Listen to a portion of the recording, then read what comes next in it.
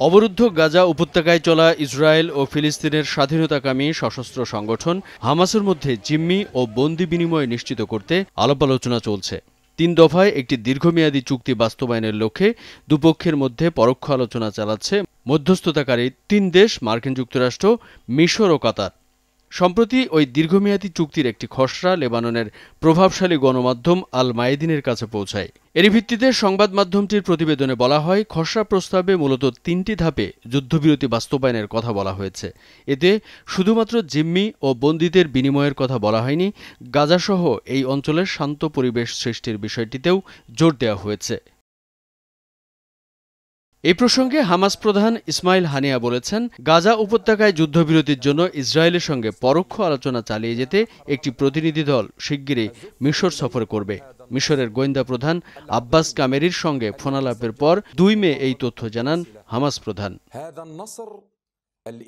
ফিলিস্তিনের ইসলামী গোষ্ঠী হামাস এক বিবৃতিতে জানিয়েছে, মিশরের গোয়েন্দা প্রধান আব্বাস কামেল এবং কাতারের প্রধানমন্ত্রী ও পররাষ্ট্রমন্ত্রী মোহাম্মদ বিন আব্দুর রহমান আল থানির সঙ্গে আলাপ হয়েছে।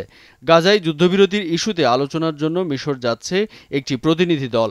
বিবৃতিতে আরও বলা হয়েছে, কামেলের সঙ্গে ফোনালাপ করে হামাস গোষ্ঠীকে হানিয়া নিশ্চিত করেছে যুদ্ধবিরতি প্রস্তাবে ইতিবাচক মনোভাব রয়েছে।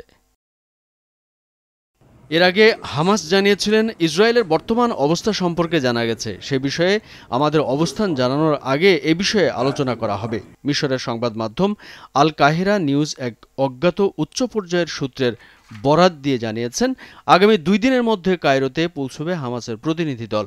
এদিকে সমঝোতার খুব কাছের একটি ফিলিস্তিন কর্মকর্তাও জানিয়েছেন, আগামী 2 দিনের মধ্যেই মিশর সফরে যাবেন হামাস প্রতিনিধি।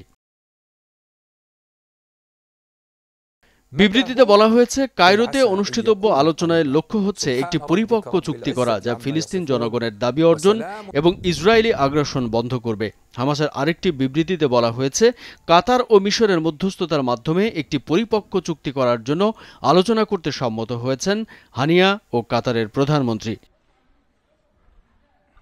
সম্প্রতি গাজায় যুদ্ধবিরতিতে সম্মত হওয়ার জন্য ইসরায়েল ও হামাসের মধ্যে স্থবির আলোচনা পুনরায় শুরু করেছে মিশর। তবে এই চুক্তি ভেস্তে গেলে পরিণাম ভয়াবহ হতে পারে বলে হুঁশিয়ারি দিয়েছেন বিশেষজ্ঞরা। ইসরায়েল অবিলম্বে রাফায় স্থল অভিযান শুরু করবে, যেখানে 10 লাখেরও বেশি ফিলিস্তিনি আশ্রয় নিয়েছেন। সূত্র জানায়, হামাসের প্রতিনিধিরা মিশর ও কাতারের মধ্যস্থতাকারীদের সঙ্গে আলোচনা করেছেন। গত 7 অক্টোবর ইসরায়েলি ভূখণ্ডে অতর্কিত হামলা চালায় হামাস। এতে 1160 জন নিহত হন। হামাসের হাতে জিম্মি হন 250 জন। এই হামলার প্রতিশোধ হিসেবে সেদিনই গাজার বিরুদ্ধে নজিরবিহীন ও নির্বিচারে বিমান হামলা শুরু করে ইসরায়েল। পরবর্তীতে স্থলবাহিনীও এতে যোগ দেয়। গত 7 মাসে ফিলিস্তিনি নিহতের সংখ্যা অন্তত 34,454-তে দাঁড়িয়েছে, যাদের বেশিরভাগই নারী ও শিশু।